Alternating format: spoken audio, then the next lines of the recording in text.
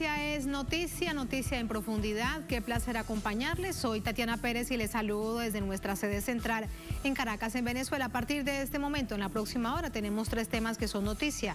Aquí están en titulares.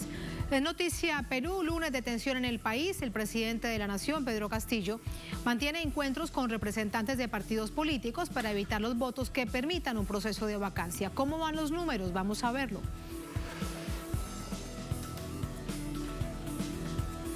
En Noticia Colombia, a 6 meses de las presidenciales, el país político se centra en las encuestas, las alianzas y la caída en picada de la popularidad del jefe de Estado. La izquierda bien posicionada es amenazada por las llamadas águilas negras, una incógnita entre grupos paramilitares. Analizamos este panorama. En Noticia México, este lunes revive el plan Quédate en México que había sido derogado por la administración Biden. El programa migratorio de Trump fue muy criticado por no ser una opción real de atención para miles de personas que desean llegar a Estados Unidos. Vamos a analizarlo. Noticia casi comienza. Bienvenidos, bienvenidas.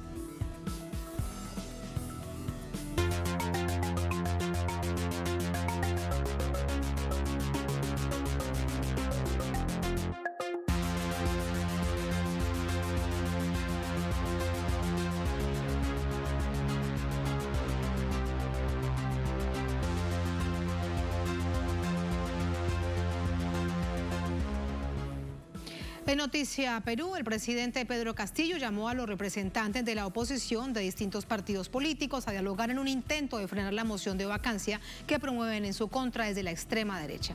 El Pleno del Congreso sesionará este martes si admite o no a debate la solicitud de destitución del jefe de Estado. Son 7 los argumentos presentados por las bancadas de los partidos opositores, Fuerza Popular, Renovación Popular y Avanza País, para intentar destituir al presidente bajo la figura de la incapacidad moral permanente. Frente a la presión del intento de la extrema derecha de destituirlo y una fuerte campaña mediática adversa, el presidente citó a los líderes de los partidos representados en el Parlamento a una jornada de diálogo al que no asistieron los titulares de las toldas que promueven la vacancia. La moción inicial necesitaría 52 votos y que el presidente tenga que rendir cuentas al Parlamento o el apoyo de 40% del Parlamento de 130 miembros para ser aprobada, lo que permitiría que prosiga el debate de vacancia presidencial. Las 2 bancadas derechistas, Avanza País y Renovación Popular, más el fujimorismo, suman 43 diputados, a solo 9 de alcanzar lo necesario, y al menos 7 congresistas de otros grupos han mostrado su apoyo hasta el momento. Castillo podría salvarse si logra reunir al menos a 44 legisladores que lo respalden. Cuenta con el apoyo de los 37 de Perú Libre, que esta tarde manifestó su rechazo a la moción de vacancia presidencial como un golpe de Estado a la democracia, pero deja claro que aún así existen discrepancias serias con el gobierno de Castillo. El mandatario también tiene de aliados a Juntos por el Perú y centristas del Partido Morado, para un total de 46 de los 130 del Congreso. Apenas 5 meses después de asumir el cargo, Castillo se enfrenta a la misma estrategia del Parlamento, aplicada a los últimos 3 presidentes, con una cláusula de la Constitución vagamente definida, que para buena parte de los juristas es inconstitucional y que no ha permitido al país superar la crisis política. Finaliza entonces este día de reuniones. ¿Cómo van las cosas? Decíamos en titulares, ¿cómo van los números pendientes, además de lo que sucede mañana? Jaime Herrera nos cuenta desde Cajamarca. Hola Jaime, muy buenas noches, adelante.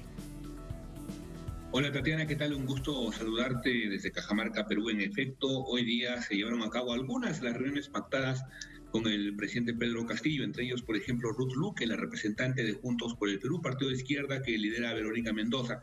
Ella ha manifestado después de su salida de la reunión con Pedro Castillo que ellos han dado a conocer pues sus discrepancias y algunas de las cosas en las que no están de acuerdo con el presidente Pedro Castillo, pero aún así han manifestado que no están a favor de la vacancia, al contrario van a votar en contra de ello en bloque. Esa es una votación ya que está cerrada. Por su parte, Acción Popular, Edmundo del Águila, uno de los dirigentes de este partido de centro, no asistió, pero asistió otro grupo de representantes. Ellos a la salida de la reunión con Pedro Castillo dijeron que el presidente había reconocido algunos de sus errores y que estaba dispuesto a corregirlos y que de algún modo eso le pedía a estos militantes para que vayan a sus congresistas y les pidan también que voten en contra de la vacancia. Ahí la cosa está dividida, hay algunos congresistas que han dicho abiertamente que van a votar a favor de la vacancia, otros en contra.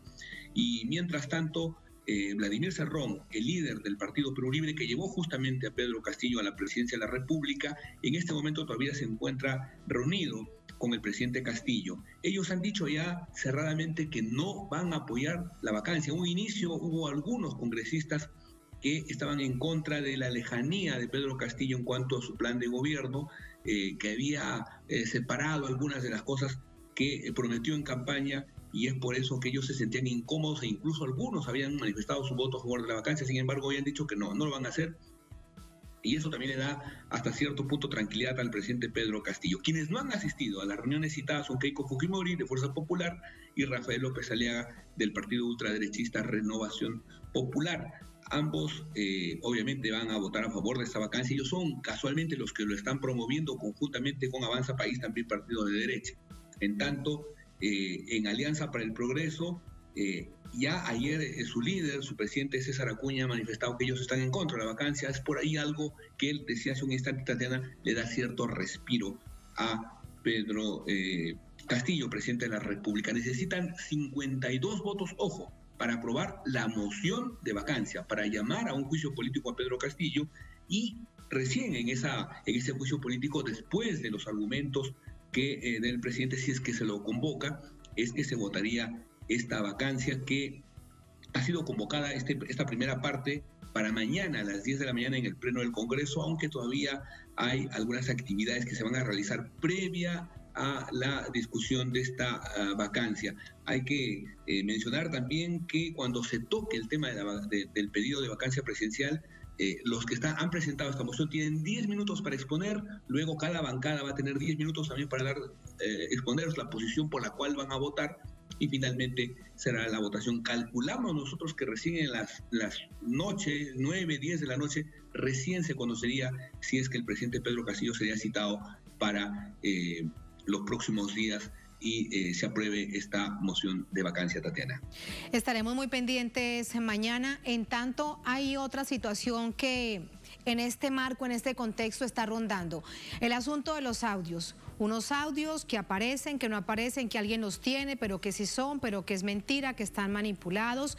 Y los grandes titulares de medios de comunicación, la mayoría de ellos, las corporaciones mediáticas opositoras al presidente Pedro Castillo, haciendo fiesta. Jaime, ¿qué nos cuentas de ello?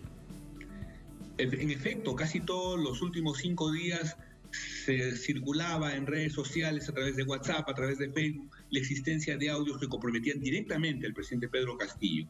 Y en realidad, si tú colocas en el Twitter el hashtag audios, lo único que vas a encontrar es la burla de mucha gente, de muchas personas de a pie, analistas, políticos, cuestionando a uno de los programas de televisión que hasta hace algún tiempo hacía reportajes de investigación, denominado Cuarto Poder, quienes sacaron un audio en el que no se dice absolutamente nada, en el que sencillamente, por ejemplo, una de las cosas anecdóticas es que se revelaba que el presidente Pedro Castillo había llamado a una persona para que cocine en Palacio de Gobierno y que hacía comidas muy ricas. Una cosa así como anecdótica que en realidad, insistimos, no revela mucho y que pueda complicar en efecto al presidente Pedro Castillo o a algunos de sus ministros. Más bien, lo que sí en algún momento se mencionaba era que las personas involucradas en este audio le habían pedido a los representantes de ese canal de televisión que no emitan ese audio, pero en realidad, como te repito, no hay mucho que decir en base a este audio que se difundió ayer en un programa de televisión. Habían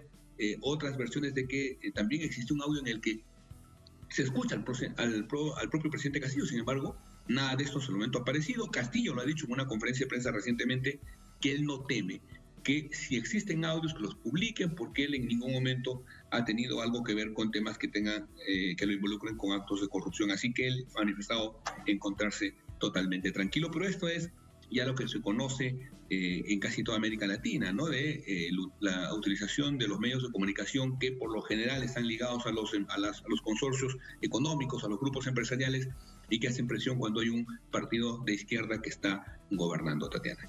Los llamados fake news. Gracias, Jaime. Muy buenas noches. Mañana muy pendientes de lo que suceda en el Congreso del Perú. Gracias, buenas noches. Atentos. Muy atentos. Vamos al análisis de todo este escenario político con Gabriel Cabrera, sociólogo, integrante de la organización Izquierda Socialista, docente, investigador en temas de sociología rural y músico. Nos acompaña desde Lima. Profesor, ¿cómo está? Muy buenas noches. ¿Qué tal, Tatiana? ¿Cómo estás? Buenas noches a ti y a todos los que siguen el programa de Noticia, a todo el público en general. Gracias por la invitación. Muchas gracias a usted. Profesor, de cara a lo que suceda mañana, las apuestas de carácter político, hay mucha atención en las reuniones del presidente Pedro Castillo. Primero quiero preguntarle por aquellos que obviamente no iban a ir porque son los que están promoviendo la vacancia. Estamos hablando especialmente de Keiko Fujimori, pero parece como a una especie de venganza por no haber ganado la presidencia. ¿Cuál es su opinión? Ciertamente, es una venganza, pero además hay que decir algo, hay que repetirlo siempre, ¿no? El plan de vacancia se maneja desde antes inclusive de que se dieran los resultados oficiales de la segunda vuelta electoral que llevó a la presidencia Pedro Castillo. O sea, es un plan que se viene cocinando hace mucho tiempo. La derecha en general, pero sobre todo la ultraderecha, la derecha más extrema, vinculada a mafias y a actividades no santas, ¿no es cierto?, y vinculada también a gobiernos dictatoriales como el Fujimori, al darse cuenta de que era ya evidente la victoria de Castillo, prepararon primero una especie de golpe electoral, y se intentó un golpe electoral, se tocaron las puertas también de los cuarteles en esa época para intentar un golpe de Estado así a la fuerza, a la antigua, como se podría decir, y obviamente también se plantearon una serie de discursos digamos, de sabotaje y de deslegitimación que incluían, ya en ese momento, estamos hablando de junio de este año, julio, la posibilidad de la vacancia. Inclusive en el Congreso anterior al que ha entrado ahora el 28 de julio, se quiso intentar, ¿no es cierto?, se intentó plantear una ley que facilitara el acceso a la vacancia presidencial. Ya en ese momento, por supuesto que después del 28 de julio, ese proceso ha continuado y ellos han buscado el momento preciso, han buscado los argumentos necesarios para plantear la vacancia, que la tenían digamos, bajo la mesa desde ese momento, ¿no? Y ha resultado que ahora han encontrado ciertos indicios pueriles, ¿no es cierto?, sin valor alguno, de cierta corrupción, de una supuesta corrupción del presidente o que involucraría al presidente, que estuvo vinculada con el secretario del Palacio de Gobierno, que obviamente creo que lo que se ha demostrado hasta ahora es de que no hay ninguna vinculación de actos de corrupción con el presidente Castillo, y usando esos indicios han empezado se lanzó la iniciativa de moción de vacancia con la congresista Patricia Chirinos, que es de uno de los partidos de la ultraderecha, una persona, por cierto, muy cuestionada en su pasado político en la región Callao, por decirlo menos, ¿no es cierto?, que fue la que hizo la propuesta. Y obviamente también el tema de la vacancia se venía usando en las calles, en las movilizaciones de la ultraderecha, que también esas movilizaciones están desde antes del 28 de julio y han continuado justamente en estos últimos meses, que son los meses que ha gobernado el presidente Castillo. Entonces es un plan muy bien orquestado, con una intencionalidad política de sacar a Castillo como del lugar, y el plan era que él no llegue al fin de año, ¿no es cierto? Ese es el plan que al parecer se está ya desmoronando, porque además también hay que decir que de manera evidente o de manera muy concreta, mejor dicho, hay muchas grandes empresas pues están queriendo evitar el pago de enormes deudas que tienen con el Estado y que tendrían que empezar a pagar a inicios del próximo año. Entonces también eso está involucrado en el intento de la vacancia presidencial. Eso es un poco lo que ha pasado. Y obviamente estas fuerzas, dos de ellas por lo menos se han negado a la conversación que el presidente ha convocado de todos los partidos del Congreso, porque ellos mantienen su plan, ¿no? Mantienen el plan de la estrategia, de vacancia, ¿no? La estrategia de destitución del presidente Castillo desde el primer momento en que ganó las elecciones. Ahora, profesor, entre estos tres partidos de derecha y especialmente dos de ellos de la extrema derecha, ¿cuántos votos hacen en el Congreso para avanzar hacia los 52 que se necesitan? Yo creo que ellos no llegan a los 52 votos, ¿no? Yo creo que no llegan a los 52 votos. ¿Pero cuántos tienen? Son como 40 y tantos votos, me parece, por ahí los 3 partidos, ¿no? Ya. Creo que sí, calculando más o menos, no tengo la certeza, pero creo que no llegan a los 52 votos. Pero digamos, supongamos que la moción de vacancia pasa, ¿no? Lo que sí se hace más difícil es la vacancia misma, o sea, es muy difícil porque se necesita una gran mayoría, más de 80 votos me parece que es, y los votos solamente en contra, que serían los de Perú Libre y Juntos por el Perú, que son los partidos de la izquierda, más algunos votos de la izquierda, de la derecha llamada más de centro o liberal, serían suficientes como para respaldar al presidente Castillo y que no proceda a la vacancia. Yo creo que eso también es un escenario que ya se ha visto y creo que para algunos partidos, digamos, de esta centro derecha, ya han manifestado su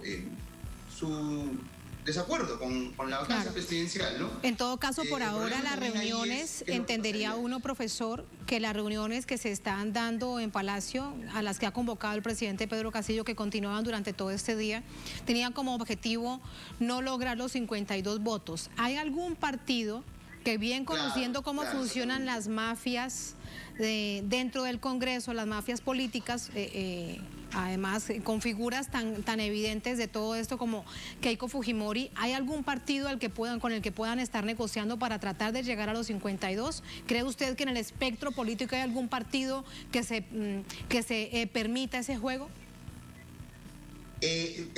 Podría abrir una posibilidad como lo que es Acción Popular. ¿Por qué? Porque Acción Popular es un partido antiguo, es el partido más antiguo que está en el Congreso ahorita, ¿no? Es un partido que siempre ha jugado a muchas posiciones. Tiene, además, evidentemente, un ala más de izquierda y un ala más de derecha dentro del partido. Y muchas veces las votaciones en ese partido han sido divididas en varias cuestiones de política nacional, no solamente como el gobierno de Castillo. Entonces, ahí, además recordemos que, por ejemplo, la presidenta del Congreso, que justamente responde al ala derecha de Acción Popular, ¿verdad?, ha sido una de las principales opositoras del gobierno hasta el día de hoy, ¿no es cierto? Ahora, de todas maneras, Acción Popular ha manifestado que ellos van a votar en bloque, ¿no? Y al parecer votarían contra la moción de vacancia incluso, ¿no? Pero ahí podríamos ver cierto grado de impredictibilidad en cuanto al voto del que sería mañana. O sea, podrían haber algunas sorpresas probablemente. Pareciera que no, pero podrían haber sorpresas. Entonces, eso es lo que podría estar intentando la ultraderecha conquistar, ¿no? Conquistar algún sector de Acción Popular, por ejemplo. De repente, también algunos de Alianza por el Progreso, que también son un sector... Hay algunos congresistas de Alianza por el Progreso, es el partido de Acuña, que también tiene una posición ultraconservadora, ¿no? Son los menos, ¿no? La minoría, pero son un grupo ahí que también podría intentarse ganarse esos votos por lo menos para que pase la moción, ¿no? Lo que, como te digo, lo que sí sería ya mucho más complicado para allí habría que ver a cambio de qué es lo que les están, qué es lo que les están ofreciendo, porque veíamos la víspera el representante, el presidente de este partido Alianza para el Progreso, que ha dicho y que le ha solicitado después de una reunión a todos sus congresistas que no voten por la vacancia. Así que estarían, digamos que si le siguen esa instrucción a su máximo representante, estarían Alianza para el Progreso, Podemos Perú, Somos Perú y también el Partido Morado, que además recordemos que viene de haber acompañado al presidente de transición, ¿no? Que estuvo unos pocos meses y le correspondió organizar las elecciones presidenciales. Todos ellos, ¿qué tienen en común para pensar que realmente lo que anhelan es la democracia para el país y la estabilidad y la atención al pueblo? Esa pregunta es importante porque esos partidos que tú mencionas representan de alguna manera, con todas sus deformidades, por decirlo así, y sus peculiaridades, lo que se puede decir una derecha más liberal, ¿no?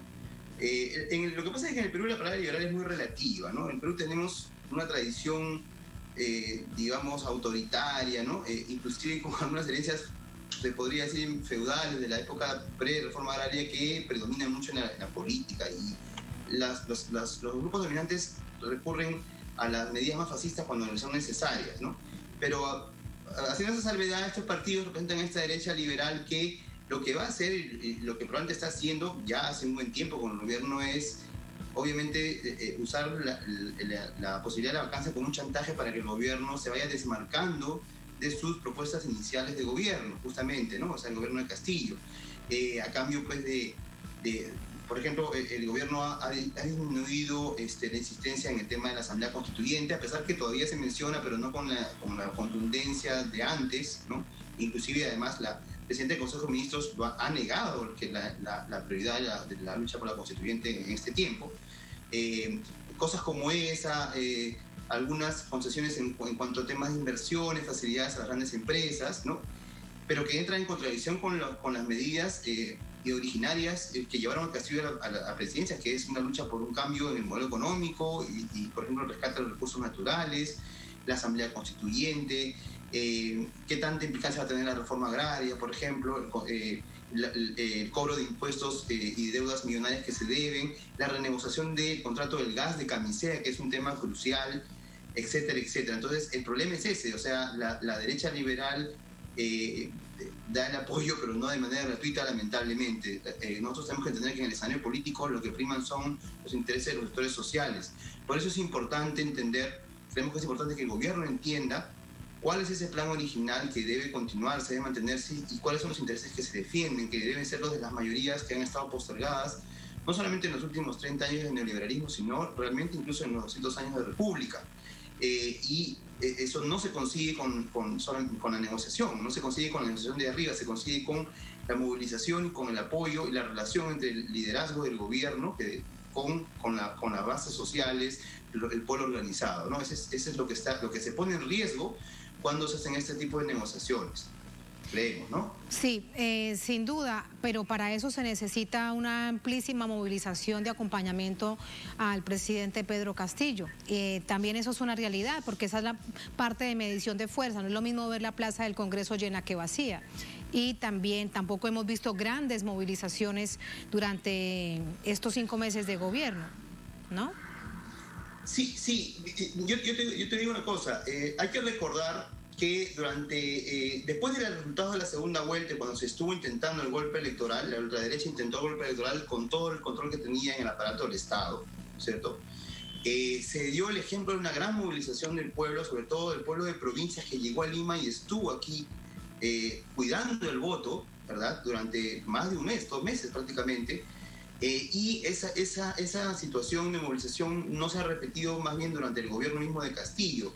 Se han hecho, por supuesto, grandes movilizaciones, eso no podemos negarlo, pero no han tenido quizás la contundencia necesaria porque ha faltado justamente el acompañamiento del liderazgo. Nosotros creemos de que un factor importante que ha debilitado la movilización es que el líder no está con la movilización. Eso no podemos negarlo.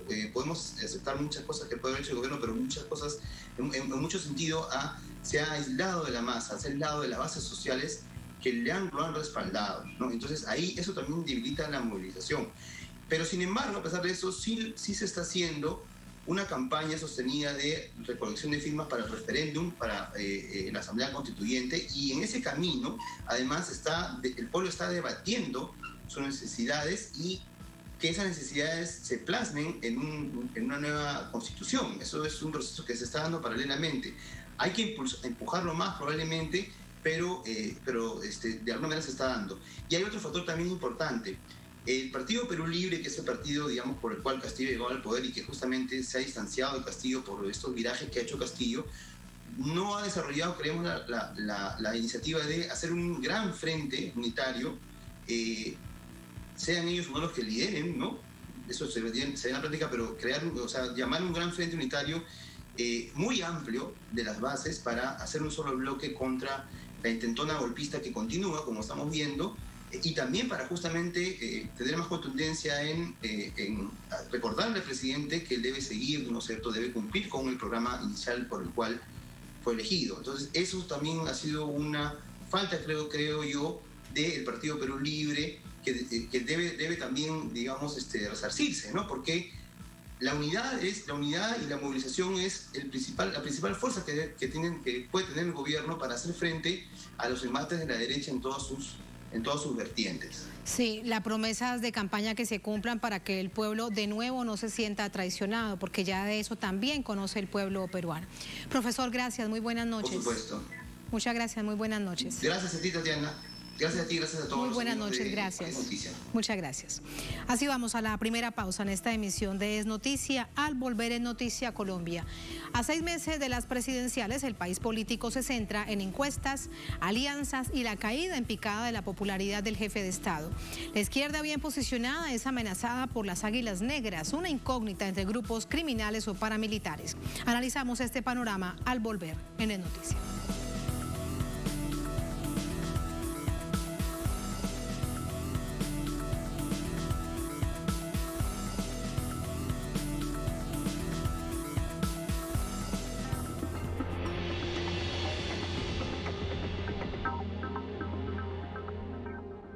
En Conviasa sabemos lo importante que es mover tu negocio. Por eso ofrecemos el servicio Conviasa Cargo. Hoy llevamos tu mercancía a más de 16 destinos internacionales. Con personal calificado y la mejor tarifa del mercado, podrás enviar hasta 90 toneladas. Contáctenos por nuestra página web, correo o el número que aparece en pantalla. Movemos tu negocio siempre a tiempo. Conviasa, nos hacemos cargo. Diariamente ocurren sucesos que influyen en nuestro entorno.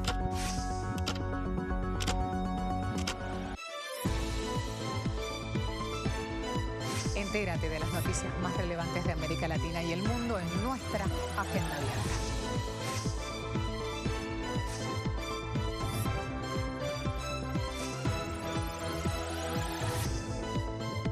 Interactúa con nosotros a través de nuestras redes sociales.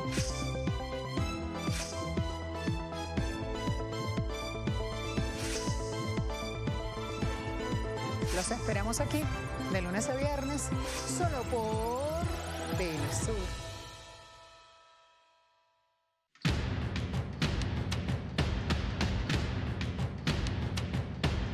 Camino tierras y siento crecer en los campos del sur, en los campos del norte. Camino tierras y siento vibrar la energía de niños que juegan. Cada lucha, cada esfuerzo, cada grano, cada arena construyó este pueblo con su gente, su cultura por un mañana mejor. Otro mundo y es posible como un manantial, la conciencia del futuro. Entreguemos la energía, Bolivia es nuestra nación.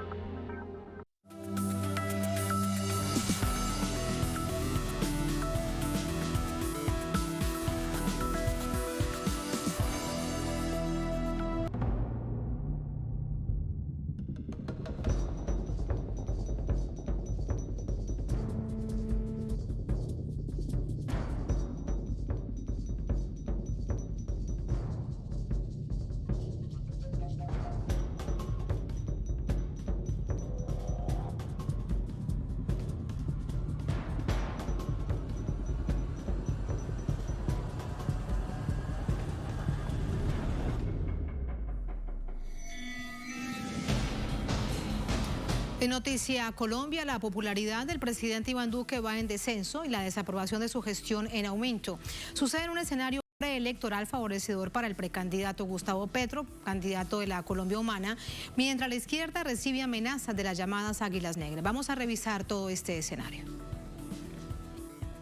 Según la última encuesta de la firma Invamer, la imagen de aprobación del presidente Iván Duque es actualmente del 25,1% y de desaprobación de 69,8%, mientras en agosto fue de 29,3% de aprobación y 67,6% de desaprobación. Es el panorama a 5 meses de las presidenciales previstas para el 2022.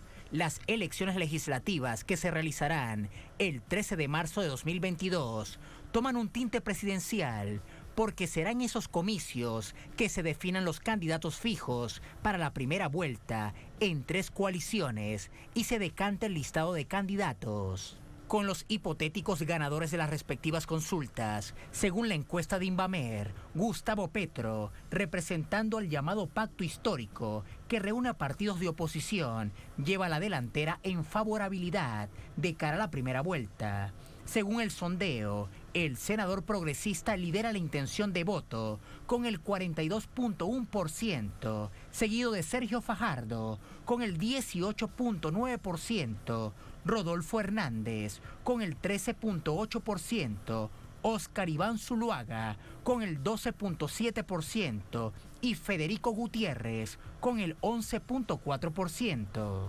En medio de este escenario preelectoral, hace acto de presencia el grupo paramilitar Águilas Negras, con amenazas a miembros de partidos de oposición, líderes de movimientos sociales y periodistas.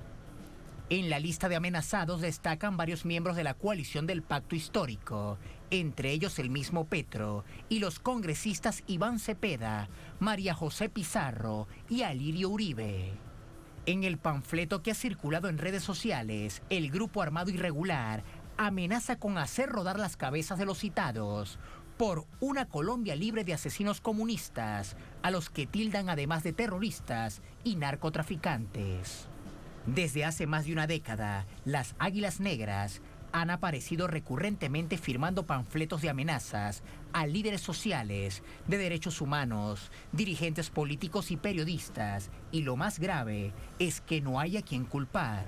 De acuerdo con la Fundación de Paz y Reconciliación, las Águilas Negras no existen como estructura criminal, pues no hay ningún registro de campamentos, líderes o comandos armados que revelaran su existencia. Las autoridades no tienen reportes sobre sus integrantes o de delitos perpetrados por una estructura con ese nombre.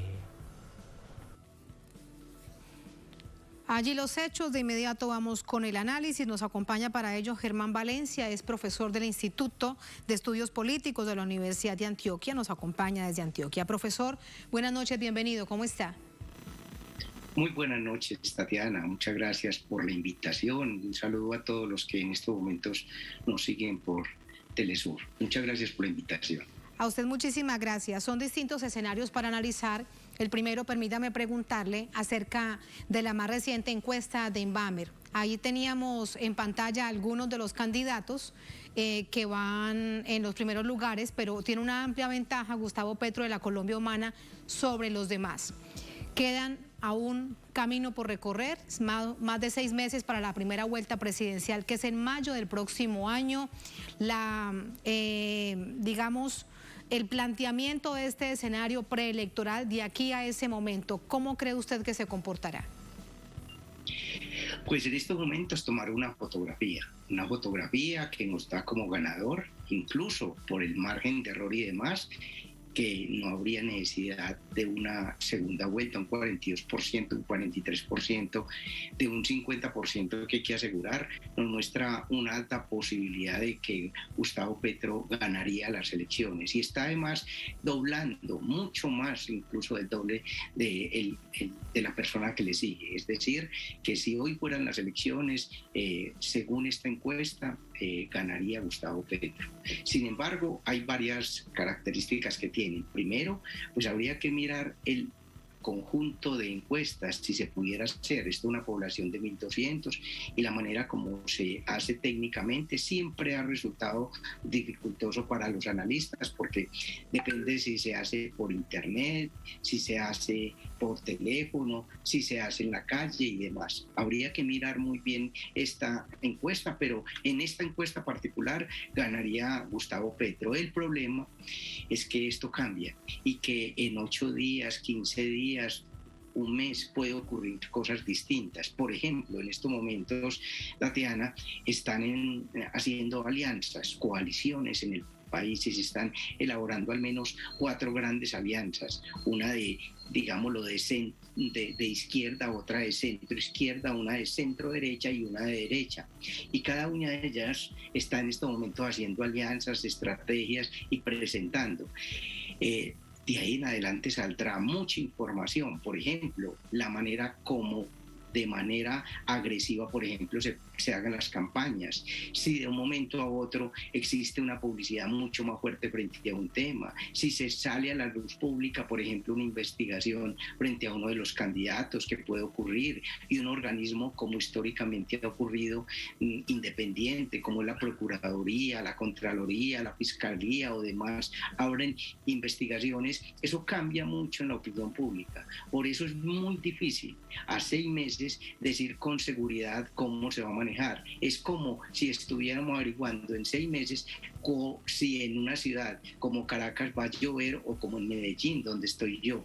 Es muy difícil pronosticar eso. Lo que sí es más fácil es pronosticarlo a corto plazo. Si esta información fuera unos 15 días antes, podríamos casi que decir quién va a ganar en el país, pero a 6 meses es difícil.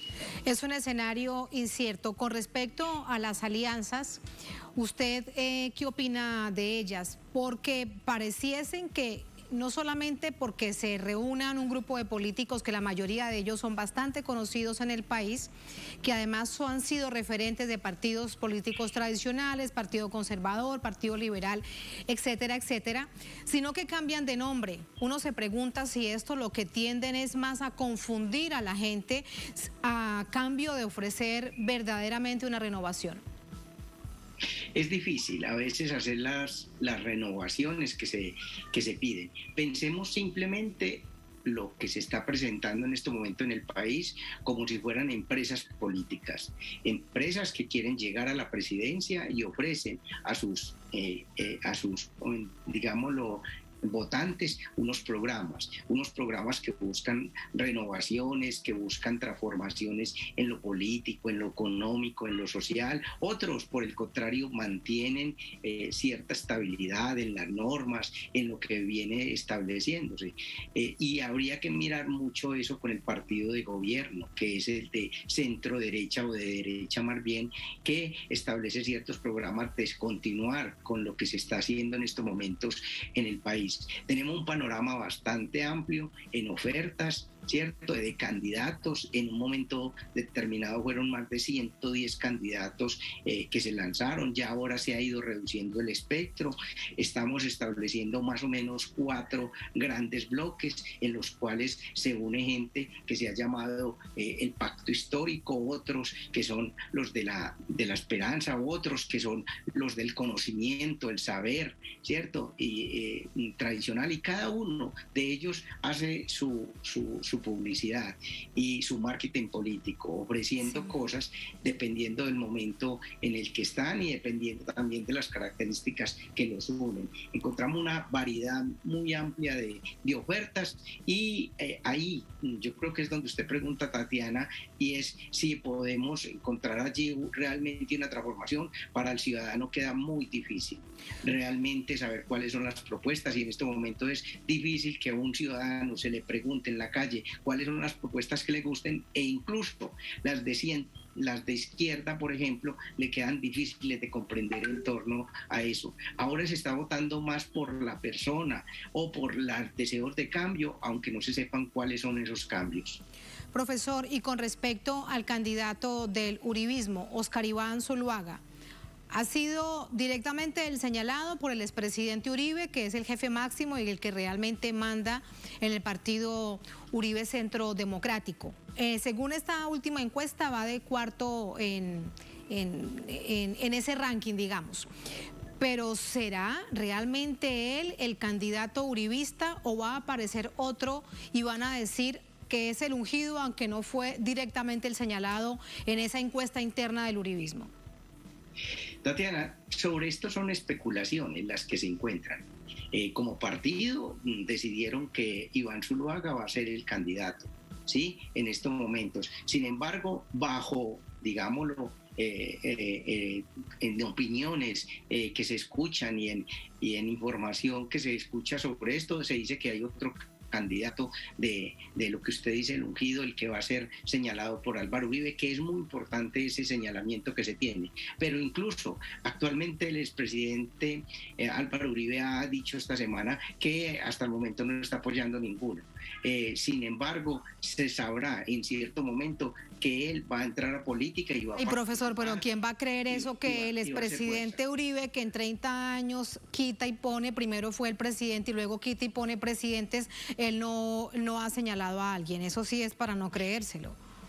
Claro, exactamente. Lo que está tratando de hacer es, en una situación como estas, actualmente de diversos candidatos y mirando cuáles son las opciones, buscando cuál es la mejor opción que se tiene. Sin duda, él va a señalar a quién es y sin duda va a decir esto. Hasta el momento simplemente dice, yo respeto lo que el partido ha decidido, lo que la consulta se ha dado, respeta, pero una cosa es respetar y otra cosa es decir, y voy a apoyar hasta el final con esto. No, hasta el momento no lo ha dicho y creo que va a ser difícil. Unos pocos meses antes va a decidir frente a cuál va a ser su candidato y va a señalarlo. Lo más seguro es que va a ser así. Se habla, por ejemplo, del exalcalde de Medellín como la mejor opción para él, que es Federico. ¿Sí? Gutiérrez, esta es como la opción que en este momento se maneja dentro de la opinión pública, que va a ser como el candidato. Sin embargo, él en este momento está respetando un poco lo del partido. Sí, por último, profesor, pero este escenario en el uribismo es sintomático de lo que le ha sucedido, del declive del uribismo, del mal gobierno del presidente Iván Duque, que veíamos también en esta última encuesta que le fue bastante mal a él como figura presidencial y como gestión de gobierno. Son muchos los factores que llevan primero a la caída de la imagen del presidente. Sin duda no le ha ido bien. Y muchas de las cosas que ha hecho, los escándalos públicos que se ha tenido con cada una de las fichas y de los ministros que ha tenido una diversidad de decisiones que lo han afectado en su imagen. Y eso lleva a que el partido no le esté yendo muy bien. Esa es una característica. Otra cosa es el uribismo, que es la figura que se tiene de Álvaro Uribe, que por el otro lado también va cayendo. Realmente la imagen de Álvaro Uribe, al igual que la del expresidente, va cayendo y eso hace entonces que no se espere que vaya a obtener mucha votación en las próximas elecciones, ni el que señale el partido, ni el que señale Uribe. Por esas características, lo que va a hacer más bien estratégicamente el uribismo, como pasa en todo momento, es hacerse del lado de los ganadores, como siempre se ha tratado de hacerse del lado de los ganadores de tal manera que puedan obtener el beneficio posterior si se llega a la presidencia. En este caso, como lo plantea las elecciones, si fuera hoy, es muy difícil para el uribismo arrimarse al otro lado, que es el candidato Gustavo Petro. Entonces, por ese lado no es. Tal vez las alianzas y las cosas que vaya a realizar durante estos 6 meses sea con el centro derecha, que son los partidos de la experiencia y otras agrupaciones que están más cercanas, digámoslo, a la manera como se maneja el modelo económico liberal o neoliberal y a las decisiones que se han tomado en los últimos gobiernos. Muchísimas gracias por ese análisis, profesor. Muy buenas noches. Bueno, con mucho gusto, Tatiana, y posteriormente hablamos lo de las águilas negras. Mire, nos quedó faltando el tema de las águilas negras, que es tan complejo y que es tan escabroso, si se quiere. Será para la próxima. Muchas gracias. Muy buenas noches. Muy buenas noches, Tatiana. Muchas gracias. Así nos vamos a la última pausa en esta emisión de Es Noticia. Al volver en Noticia México, este lunes revive el plan Quédate en México, que había sido derogado por la administración Biden. El programa migratorio de Trump fue muy criticado por no ser una opción real de atención para miles de personas que desean llegar a Estados Unidos. Les contamos y lo analizamos al volver en Es Noticia.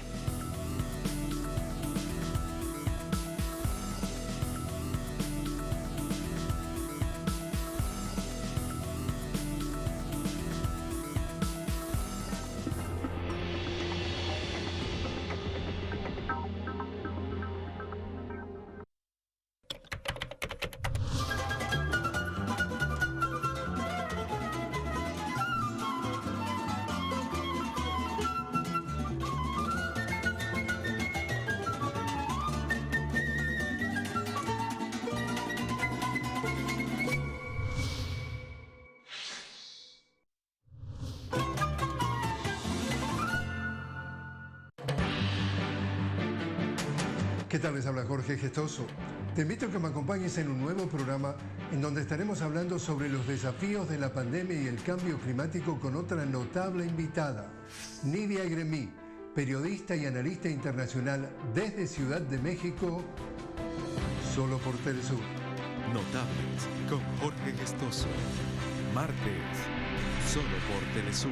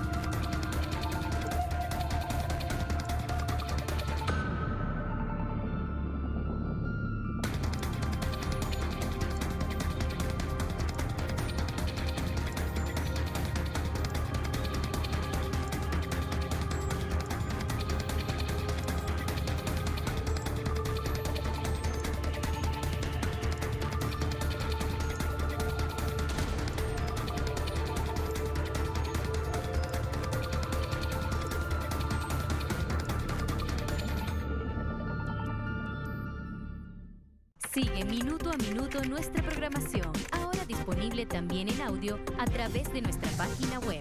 Podrás mantenerte al día sobre los acontecimientos y noticias que suceden alrededor del mundo con un enfoque latinoamericano y confiable.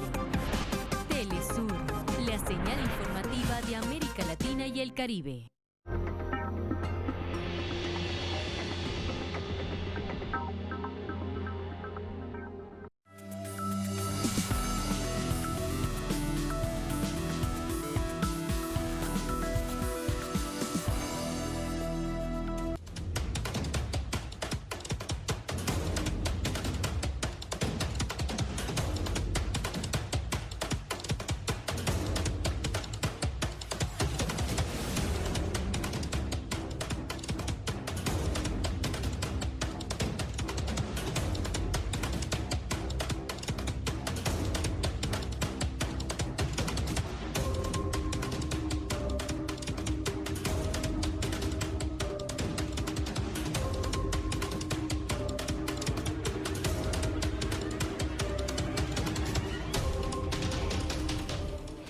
En Noticia México, los gobiernos de esta nación y Estados Unidos acordaron la reanudación del protocolo de protección a migrantes, conocido como Quédate en México, instaurado durante la administración de Donald Trump. Un juez determinó que los solicitantes de asilo o refugio ante las autoridades estadounidenses deberán esperar la fecha de su primera audiencia en territorio mexicano. Vamos a verlo.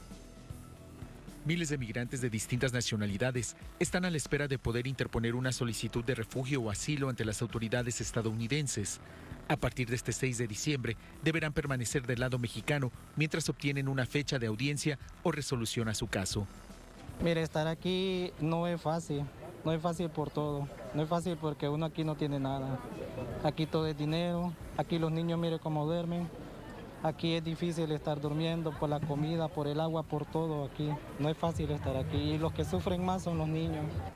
Un fallo judicial obliga a la administración de Joe Biden a la reimplementación del protocolo de protección a migrantes puesto en marcha por su antecesor Donald Trump, quien buscaba contener el ingreso de personas a Estados Unidos sin documentos. La medida ha provocado que miles queden varados al norte de México. Estamos expuestos al peligro, estamos en una frontera peligrosa, en una frontera que no estamos seguras. Mira que aquí si nos enfocas estamos durmiendo como ahora en la madrugada, en el suelo, no tenemos un lugar digno. Estamos en el mismo estatus de Trump. De acuerdo con cifras de la Universidad de Texas, en 8 ciudades fronterizas de México, unas 26.500 personas están a la espera para iniciar un proceso que les permita vivir en Estados Unidos. Y a la llegada de Biden, la promesa de que pudieran hacer ese trámite ya en Estados Unidos, que no quiere decir que se los aprueben, esa es otra cosa, pero bueno, hacer el trámite en Estados Unidos ya se había avanzado. Con esta imposición de volver a reactivar el programa en México, se amplía no solo a personas de Centroamérica, sino de cualquier parte de la región latinoamericana. Esta disposición llega en tiempos de un éxodo masivo desde distintos países de la región. La Oficina de Aduanas y Protección Fronteriza de Estados Unidos encontró 1.7 millones de migrantes sin documentos en la frontera con México durante el año fiscal 2021, que cerró el 30 de septiembre pasado. Eduardo Martínez, Telesur, Ciudad de México. Entramos con el análisis. Para ello nos acompaña el doctor Alejandro Álvarez Béjar, doctor en Sociología, economista, profesor en la Facultad de Economía de la Universidad Nacional Autónoma de México. Nos acompaña desde Ciudad de México. Doctor Álvarez, muy buenas noches, bienvenido. Buenas noches, gracias por la invitación, a la orden. Muchísimas gracias. Doctor Álvarez, decía el informe que hay 26,000 personas varadas del lado mexicano tratando de conseguir una posibilidad de las distintas que hay para ingresar legalmente a Estados Unidos. ¿Qué implicaciones tiene desde esta perspectiva cuando estamos hablando nada más y nada menos de esta cifra, 26,000 personas varadas en México, esta nueva imposición, ir hacia atrás, si se quiere, a la administración de Trump?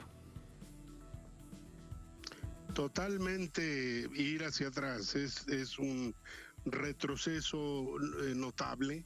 Lo que se percibe no es tanto que fuera una disposición del gobierno de Joe Biden, sino una resolución de un juez que regresa las condiciones de la migración a la parte que había impuesto el gobierno de Donald Trump.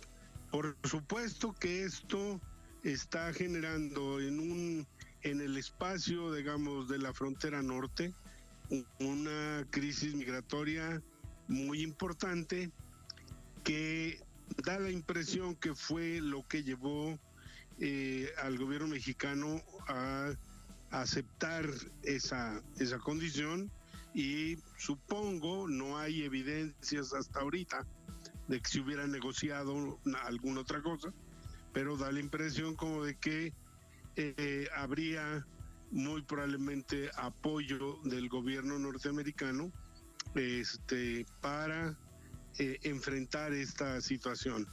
El tema es extraordinariamente delicado porque pues está afectando a un contingente muy grande de migrantes que, como escuché en la narración que ustedes pusieron al aire, están en condiciones muy precarias, en un territorio muy inhóspito y ya prácticamente en pleno invierno, que es una zona en donde el frío será un elemento muy delicado. La parte de argumentación que se ha jugado en México es que no se podía plantear el problema de el retorno a sus lugares de origen porque están los condicionantes de la pandemia. Hay un número importante de estados de la República en donde está, y que son algunos de ellos en el norte de México, en donde están creciendo los contagios y también están creciendo las hospitalizaciones.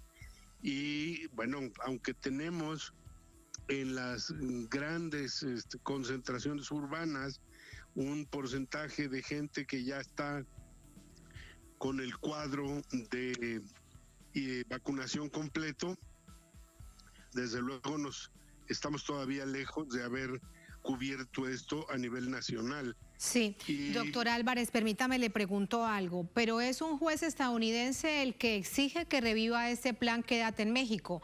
Así que un juez de otro país le dice a otra nación, pasando por encima de la legislación de esa otra nación, en este caso la mexicana, qué es lo que se debe hacer. Resulta bastante incomprensible. Bueno, es un juego perverso que evidentemente está buscando endurecer la posición en el lado norteamericano, provocar una crisis y meter también en problemas al gobierno mexicano. Yo creo que el margen de acción frente a eso pues es muy estrecho, y se pueden tomar decisiones diciendo, bueno, el juez en Estados Unidos puede decir misa, pero aquí nosotros aplicamos las cosas de acuerdo con nuestra legislación, con lo cual se tendría toda la razón jurídica, pero políticamente se estaría pisando un terreno muy delicado. La situación de las relaciones México-Estados Unidos se mueven en una banda muy delicada, y justo en estos tiempos hay una discusión muy importante sobre la problemática de seguridad. Y entonces los temas, aunque no dependan uno del otro, obviamente están conectados, y el escalamiento de una crisis puede tener un costo muy alto en el asunto de las relaciones. No conozco las fundamentaciones, porque el gobierno mexicano no ha dado hasta ahora una explicación, sino simplemente que temporalmente se acepta esta nueva condición y se va a tratar de resolver el problema a la brevedad. No sé qué elementos están en juego para la negociación, pero desde luego es un golpe severo. Un asunto muy delicado. Gracias, doctor Álvarez. Muy buenas noches. Sí, bueno, gracias a ustedes. Hasta luego. Hasta luego, muchas gracias. Gracias a ustedes por habernos acompañado. Ponemos punto final a esta emisión de Noticia. Será hasta mañana. Sigan con nosotros.